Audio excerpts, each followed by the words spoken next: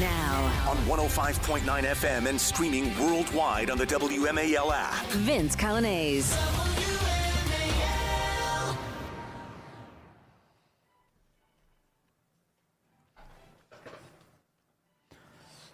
Well, good afternoon to you. It is 4:06 here, News Talk 105.9 WMAL, where we're making sense of the news. Coming up this hour, Harmeet Dhillon joins us at 4:30. We'll get into a big fight going on in Ohio. The governor there, the Republican governor there, thinks it's okay that men play women's sports and that children are mutilated for some reason. Harmeet Dhillon will explain what's going on. And then at 5 o'clock, Eddie Scarry joins us from The Federalist to talk about Joe Biden's collusion with the media to run a very dark campaign this year. You can join us at 888-630-9625, 888-630-WMAL. Well, Lloyd Austin's medical situation is now finally, after all this time, going public. And the secrets have been going on for a lot longer than any of us knew. The Walter Reed National Military Medical Center released a statement today. Dr. John Maddox is the trauma medical director, and Dr. Gregory Chestnut, Center for Prostate Disease Research of the Murtha Cancer Center, provided the following statement from the Defense Department today regarding Secretary of Defense Lloyd J. Austin III's medical care. As a part of Secretary Austin's routinely recommended health screening, he has undergone regular prostate-specific antigen surveillance. Changes in his laboratory evaluation in early December of 2023 identified prostate cancer, which required treatment. On December 22nd, after consultation with his medical team, he was admitted to Walter Reed National Military Medical Center and underwent a minimally invasive surgical procedure called a prostatectomy to treat and cure prostate cancer. An ectomy is when they remove something, is the suffix there. He was under general anesthesia during this procedure. Secretary Austin recovered uneventfully from his surgery and returned home the next morning. His prostate cancer was detected early, and his prognosis is excellent. So that's the good news for him, that they were able to excise the prostate cancer. But on January 1st, 2024, Secretary Austin was admitted to Walter Reed National Military Medical Center with complications from the December 22 procedure, including nausea with severe abdominal, hip, and leg pain. Initial evaluation revealed a urinary tract infection. On January 2nd, the decision was made to transfer him to the ICU for close monitoring and a higher level of care. All right. So he was admitted on the 1st. He moves to the ICU on the 2nd. And this is all from an infection that came as a result of his operation on December 22nd, they say. Further evaluation revealed abdominal fluid collections impairing the function of his small intestines. This resulted in the backup of his intestinal contents, which was treated by placing a tube through his nose to drain his stomach. They ran a tube down, I think that's an intubation is what we're dealing with, to drain his stomach. The abdominal fluid collections were drained by non-surgical drain placement. He has progressed steadily throughout his stay. His infection has cleared. He continues to make progress, and we anticipate a full recovery, although this can be a slow process. During this stay, Secretary Austin never lost consciousness and never underwent general anesthesia, they claim. And now they offer the public service announcement at the end of the statement, and it's about prostate cancer. And the thing they emphasize is how normal it is for men of his age to be diagnosed with prostate cancer. They say prostate cancer is the most common cause of cancer among American men. It impacts 1 in every 8 men. That is a lot of people. And 1 in every 6 African American men during their lifetime. Despite the frequency of prostate cancer, discussions about screening, treatment, and support are often deeply personal and private ones. Early screening is important for detection and treatment of prostate cancer, and people should talk to their doctors to see what screening is appropriate for them. That's the public service announcement at the end of this. But there's something I think important about that announcement, which is this is commonplace. This is something that happens all the time. 1 in 8 American men, 1 in 6 African American men. It is a normal thing. And so why did they keep it from us? Why the secrecy about something that is normal? even if we're abnormal, it doesn't matter. We are entitled to information about this. And they did not tell us any of these details. You know, we were speculating yesterday, some callers and others, myself included. We were speculating, what could it be? It has to be politically embarrassing. It has to be poor reaction to the COVID jabs or something. There's got to be some explanation as to why they would keep this secret. It turns out it's even worse than that. It's not even like a political consideration. It's just outright contempt for the American people. They just decided, you don't need to know. Screw you. We're not going to tell you. And so that's where we are now. So only because of like this immense, you know, the press was asking some questions and just enough attention is on this right now that they're finally coughing up some answers. Well, it was prostate cancer. How come you couldn't have told us that before? You withheld this information because of your imperial attitude towards the public. And so, again, good to hear they got the cancer out of him. That sounds good. His prognosis is good, but he got an infection. And then he didn't want to tell anybody, to include, apparently, the President of the United States. Now, the White House was asked a couple of questions about this today. And it's like, it's crazy. Like, of course, there's no accountability whatsoever on any of this. So one of the questions is, when did the president first find out about the cancer diagnosis? That seems like an important question. And here's the answer. On the news of the day, did President Biden learn of the defense secretary's cancer diagnosis? He was informed today. Any details on what his reaction was? He was informed by the chief of staff earlier this morning, and I'm not going to go into any more detail than that. So that's it. No, so nothing. No detail. We're not going to share any more with you. He was informed today. Well, that doesn't seem good, does it? That seems like a big problem, actually. So CBS's Nancy Cortez, and by the way, thank you to Curtis Houck over at Newsbusters for pulling so much of this already. But CBS's Nancy Cortez asked for more information about this today. We learned also today that Secretary Austin, when he went into the hospital for the first time on December 22nd, he knew he was going to be under general anesthesia.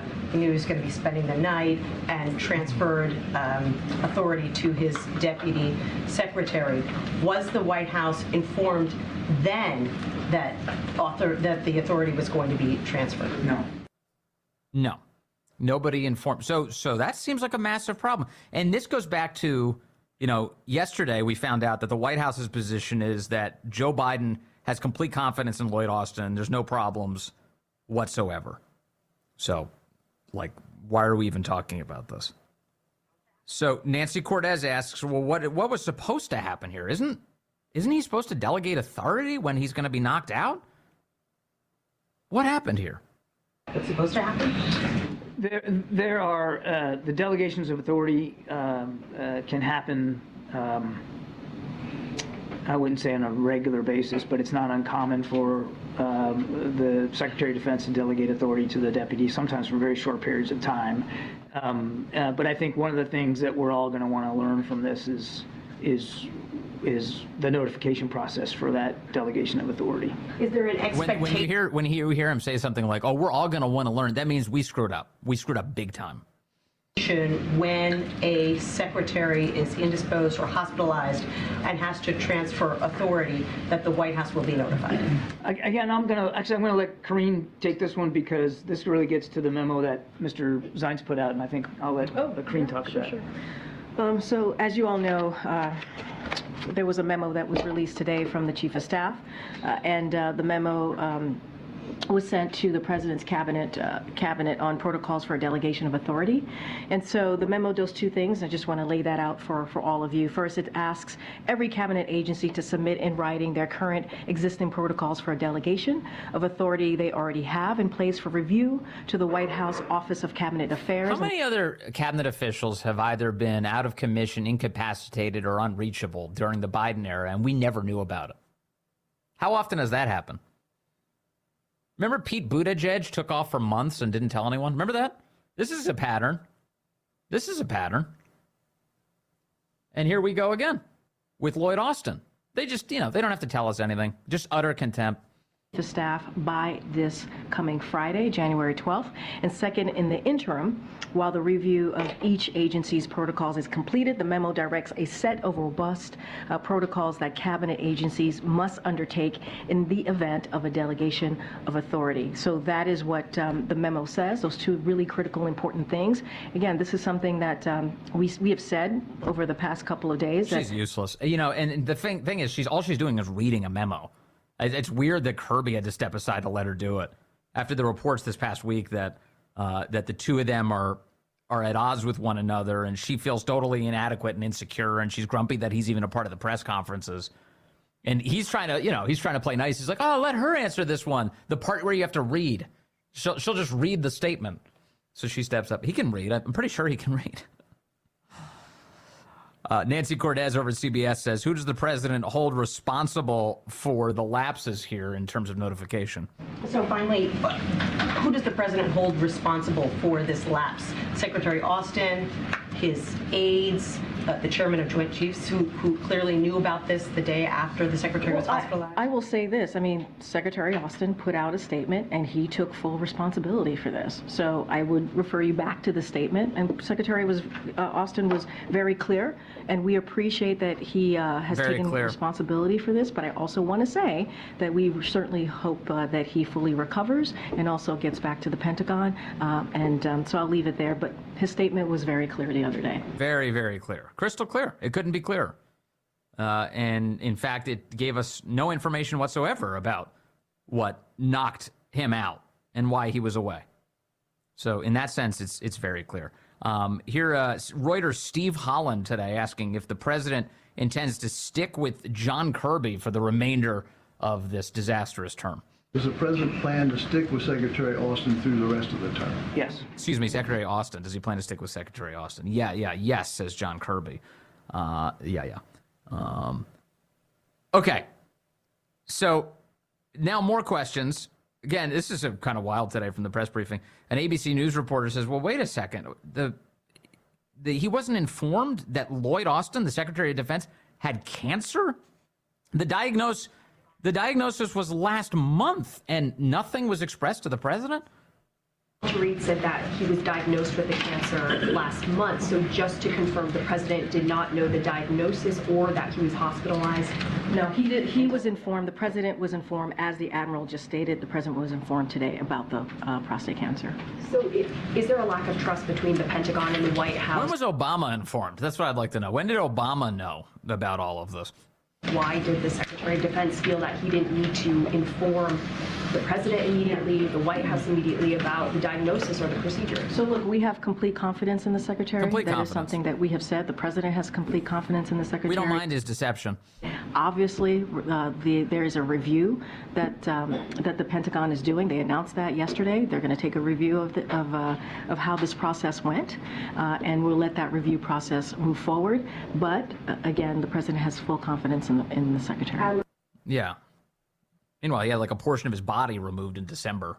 He went under the knife, and nobody was told.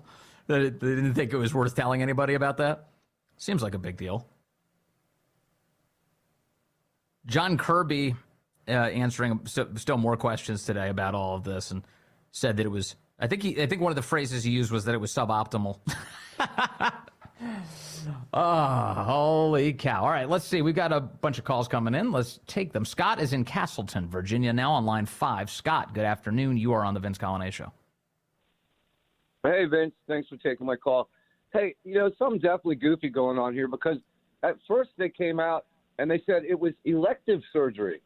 Well, prostate cancer is not elective surgery. I mean, if you elect not to have it, it's pretty stupid. But then they also could have gone a more positive route and announced, okay, he's got prostate cancer. This is his, prognosis. You know what I mean? They could have turned it into a positive instead of hiding everything. But there's still something goofy going on here. There definitely is. Why so much deception over something that is so routine, so commonplace? Right. Because 1 in 6 black men have prostate cancer. Okay, then Just share that, and then make it like a learning exercise. Maybe more men will go get screened to make sure they don't have it. That's something really fishy is going on with all of this. I totally agree with you, Scott. But you're right. They did say elective surgery. That was the explanation at the beginning. Oh, it was elective. It was just like an optional thing. They could schedule it. Really? Because this seemed like an emergency. They spotted this in early December, and they had him in by December 22nd. Well, that was a red flag when they first came out and said that it was elective, and it's like, well, why would that be secretive? You know? Yeah. And now it comes out that it was a normal procedure or whatever. You know, it's just everything's goofy coming out of this administration. You don't know what you're going to get hit with next. And the best explanation of everything that just happened, the most generous, is that deception is the order of affairs there. They always deceive, right, even when commonplace things take place. Hey, Scott, thank you for the call. He's totally right. They did say elective surgery at first. More of your calls in just a moment. 422 now. WMAL, making sense of education, because what's happening in your kid's school matters. Download the WMAL app to stream us for free. Oh, yeah, they're finally coughing up an explanation for Lloyd Austin's absence. They say he had prostate cancer, that he had surgery on the 22nd, and then he had an infection on the 1st, and then he was in the ICU for a week, and nobody was told, not even the Deputy Secretary of Defense. None of this is really adding up, is it? And, of course, they kept it all a secret until now, and I'm not even convinced that we have the real story just yet. Lois is in Purcellville on line 4. Lois, good afternoon. You're on the Vince Coglianese Show. Good afternoon, Vince. I hope you're having a nice day despite the rain. Thank you. I was just calling. You sort of mentioned what I was calling about, but I did a quick fact check for you. And I think that Secretary Lloyd had the opportunity to be a hero. The death rate of black men from prostate cancer is more than double that of white men. So had he come out and said, this is what's going on, I'm going to probably be fine, but my best chance is to get checked early, he could have saved thousands of lives. And instead, this big bad general was women. Yeah, there's this obsession with secrecy and the contempt for the public that is really not befitting. Bad enough. Mm-hmm. But he could have been a hero. I mean, when you think of all the females who come out and admitted to having double mastectomies, yes, and other things in order to save other females, he had that opportunity. Yeah, he did. He did. All right, Lois, thank you for the call. Yeah, it's a bizarre story. Any more updates from it, of course, we will bring you. Hey, coming up, I want to tell you about what's going on in Ohio. The Republican governor there, if we can call him that, has decided to veto a bill that would protect women and children from the left's lunacy. A big fight going on in that state. Will the veto be overridden? Harmeet Dhillon talks to us about that. News Talk 105.9 WMAL. Making sense of the news. Good afternoon to you. 4:35 here at News Talk 105.9 WMAL, where we're making sense of the news. Coming up at 5 o'clock from the Federalist, Eddie Scarry is here. We'll talk to him about the Biden campaign's ongoing collusion with the corporate news media, this time to get him reelected. Election meddling, anybody? You can join us at 888-630-9625, 888-630-WMAL. Ohio's got a bizarre saga going on right now. The Republican governor there, if you can call him that, Mike DeWine, vetoed a bill recently that would save children from the gender mutilation industry. It would also ban men from playing women's sports in high school and college. So the governor vetoed it? He said he was doing it to stand up for the kids whose parents submit them to the gender and genital mutilation. It's a bizarre saga. Let me bring in Harmeet Dhillon now, who's following it. She's the CEO and founder of the Center for American Liberty and joins us on the phone. Harmeet, good to have you with us. Thank you so much. Yeah, thanks for having me, Vince. What is Mike DeWine doing in Ohio? Why did he even veto this to begin with? Well, you know, he's all over the place, and I really can't speak for why he would veto this life-affirming, important, and frankly critical legislation, which is by no means unique. Several other states have passed similar legislation that he vetoed to protect children in their states. And so I can only assume he's either under the influence of lobbyists for the pharma industry, which is impacted by this law, or is, just a sucker for the stories that are being peddled by doctors who profit off of the mutilation of America's children, because those are the reasons that he gave, the latter one for vetoing. But in short, let me tell you what the act would have done. It would have protected minors from the administration of puberty blockers, cross-sex hormones, and gender transition surgery of the kind that several clients of my firm and my nonprofit have suffered from. It would also, importantly, protect equal athletic opportunity for Ohio's female athletes by prohibiting men from competing in women's sports teams. And 22 states have similar bans on gender-affirming care for children, and 23 states have laws protecting women's sports from men. And so, he vetoed, basically saying that he met with some parents of kids who told them that their kids would commit suicide if they weren't allowed to access these drugs and surgeries. Well, first of all, how do the parents know that? They know that because doctors are telling them that. But in fact, studies have shown that the incidence of suicide is 19 times higher for children who've gone through this surgery compared to the general population. And so, or surgery or hormone treatment. And so there really isn't evidence that doing this to children will stop them from committing suicide, but there is evidence that it's just a phase that they're going through, and some studies show as many as 90% of children who feel like they're the opposite gender get over it when they get older. And so this is disastrous. It is nothing that a Republican governor should have done, and I just think it's crazy. Also, that's such demented reasoning. It's like, oh, we need to do this awful thing to this person so that some other awful thing doesn't happen to them. Like, what is that rationale? That's ridiculous, and Mike DeWine is using it as an excuse for vetoing the bill. Well, yeah, and when there was a huge outrage about it, he came back and put in this weak, diluted executive order that bans the surgeries but does nothing to stop the chemical castration of children and destroying their bodies through hormone therapy or puberty blockers, which the drug industries have been selling, particularly puberty blockers, as off-label therapies. The effect of these puberty blockers is disastrous. People have clients who are suffering diminished bone density, fertility issues, possible sterilization, severe liver dysfunction, heart complications, and an increased risk of multiple cancers. Around the world, civilized countries that started out doing these surgeries and other medical treatment like this on children have stopped it because it doesn't work and it's very harmful. America, in the thrall of the pharma industry and doctors who are absolved from liability by having very short statutes of limitation in most cases, are pushing this stuff for profit, and it's absolutely outrageous that a Republican governor wouldn't step forward to protect America's children. We condemn, Vince, people in other countries for mutilating women with female genital mutilation, yet it's being protected by American lawmakers. It's crazy. The left is on their side now. They're on the side of the female genital mutilators for sure.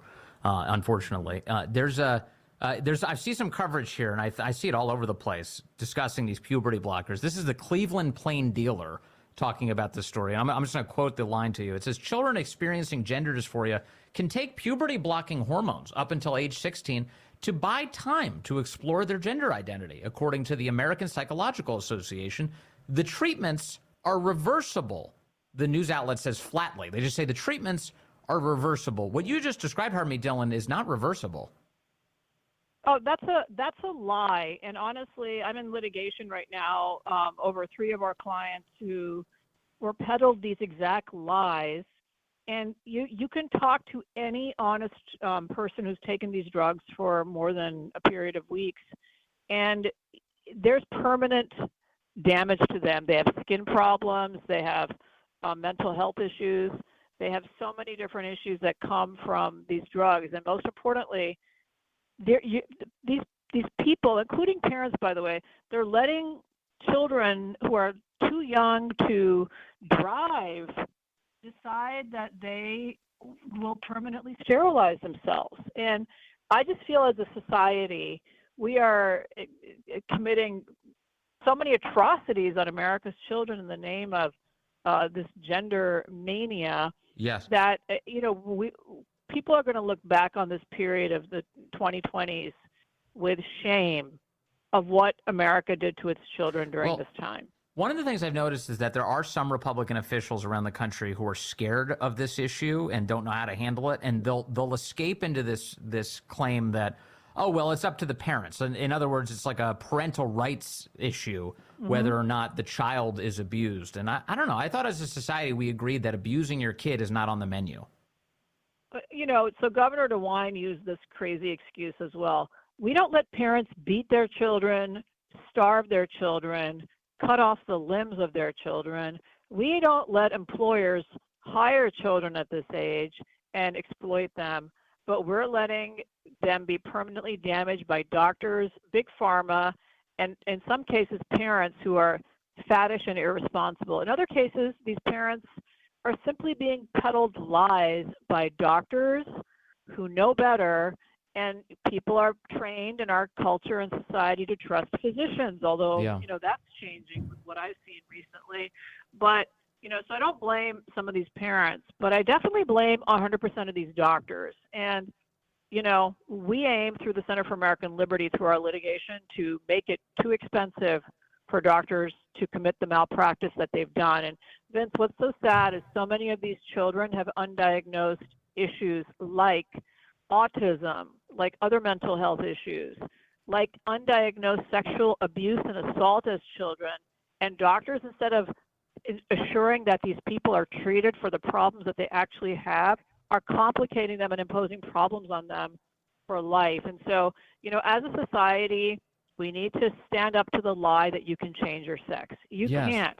Children can't decide that anyway. And, I don't care what adults do, really.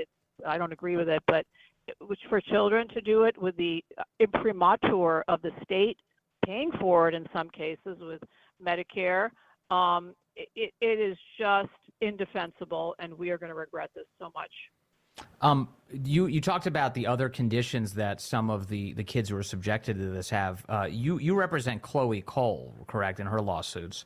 Yes, and two other young women. Mm-hmm. And Chloe indicated in prior interviews with me, and she's also said publicly elsewhere, that she has autism, that she's on the autism spectrum. And apparently that is a very common occurrence, that children with autism are often pushed along into this world of gender dysfunction by the medical industry. 100% true. And, let me just tell you, our medical system is broken. I say that as a consumer. Obamacare didn't really fix anything. It made it worse in a way because good doctors have gotten out of the field. And, what we have left is a complete mess and mishmash. And so, in the mental health space, first of all, you need to be diagnosed, but even then, they give you some drug and they move on. People are not really dealing with the issues. And in this case, somebody presents to a doctor that they'd like to change their gender. These somebodies can be as, young as, like 12. There's really no bottom limit according to many hospitals that do this work. But let's say 12.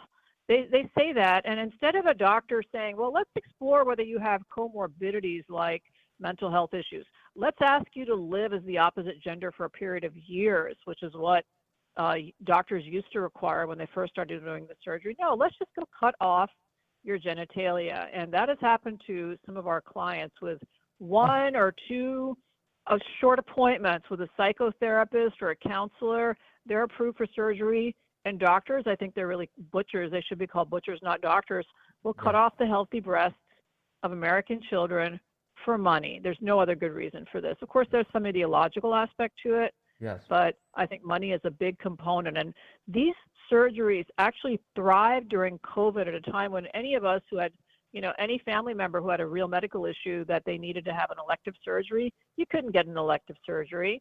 But if you walked in and said, I'd like my breast cut off or my penis cut off, boom, that is not considered elective under some of these guidelines.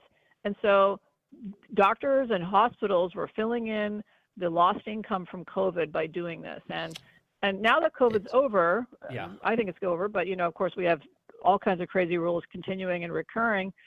they're continuing to get away with this. So Kaiser, we've sued twice. The University of Nebraska, we've sued once. There are other lawyers getting into this field. I want to make it very, very costly for American doctors to abuse American children this way. Well, God bless you for it. Yeah, it's a modern-day lobotomy we're witnessing. Let me also, real quick, some good news on Ohio. There's set to be a veto override in the House tomorrow, and then later in the month in the Senate. It looks like it should prevail. So the Ohio law should come to pass in the end, but we'll see. I also want to ask you about California.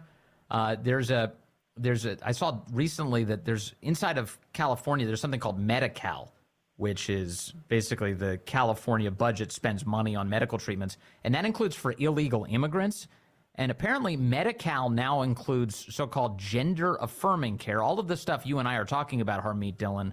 And if I understand this correctly, what that means is that California's taxpayers are paying to sterilize illegal immigrants? What's happening here?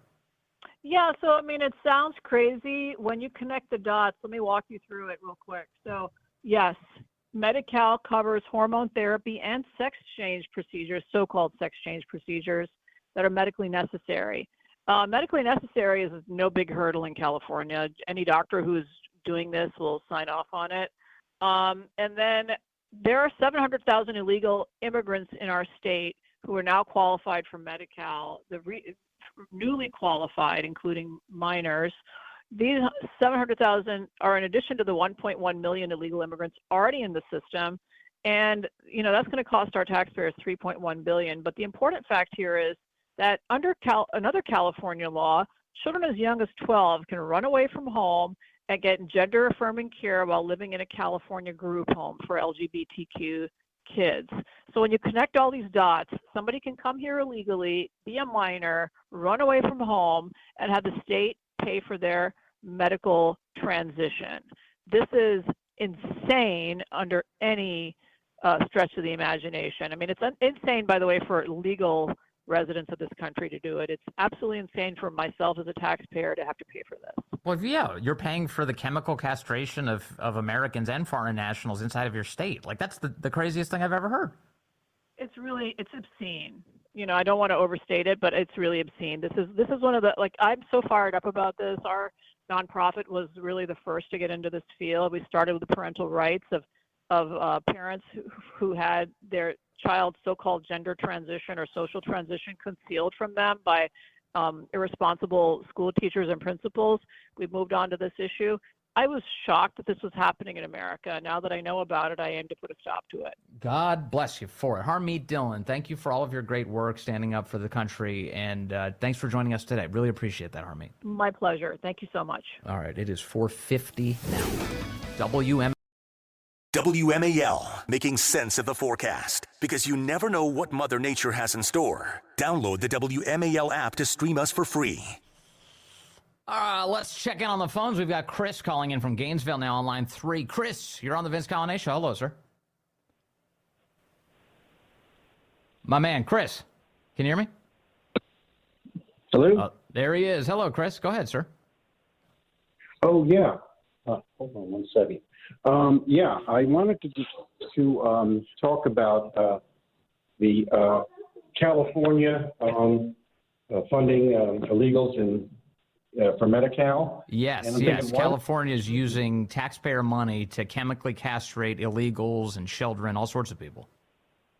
Where are the conservatives suing the state of California? I mean, we don't boycott, we don't protest, and we don't sue for some reason. We should be suing the state of California over those issues. That's what I wanted to say. Yeah, that's a good idea. To whatever extent you can bring the pain, absolutely. Harmeet Dhillon, by the way, is a great patriot. She's been suing everybody that she can possibly get her hands on. So if that's possible, my guess is she's probably going to pursue that. But you're right. The response should be aggression against this, because this is a human rights atrocity, what's happening. Yeah. Hey, Chris, thank you. Good point. Just crazy. Let me see. I got Matt calling in from Leesburg, Virginia, line 5. Matt, good afternoon. You're on the Vince Coglianese Show. You wanted to weigh in on Lloyd Austin. Hey, Matt. This is a going once, going twice situation. Now we're going twice. Matt, can you hear me? All right, we'll say goodbye to Matt. Unfortunately, that's all right. He was waiting for a little bit, so he probably was busy with some other issues in his life. Hey, let's see what I've got. I've got some updates for you on Hunter Biden because the House Republicans are in the midst of some questioning today, or at least did earlier, of the art dealer that's been handling all of Hunter Biden's macaroni art. You know, the stuff that your kid makes that you put on the fridge. Hunter Biden made a bunch of artwork and then sold it for hundreds of thousands of dollars. And now we're beginning to find out some more details about just how much Hunter Biden actually knew about the people who were making those purchases. The White House was claiming that there's nothing to see here. This is all on the up and up. Hunter doesn't even know who's buying the artwork. That's how ethically sound this whole process is. It turns out that was a lie. The details coming out today, I'll share them with you coming up. Also, we'll talk to Eddie Scarry from The Federalist, who can get into how the media is actively colluding with the Biden campaign to get the old man over the finish line yet again. That's all ahead on The Vince Coglianese Show. News Talk 105.9 WMAL. Making sense of the news.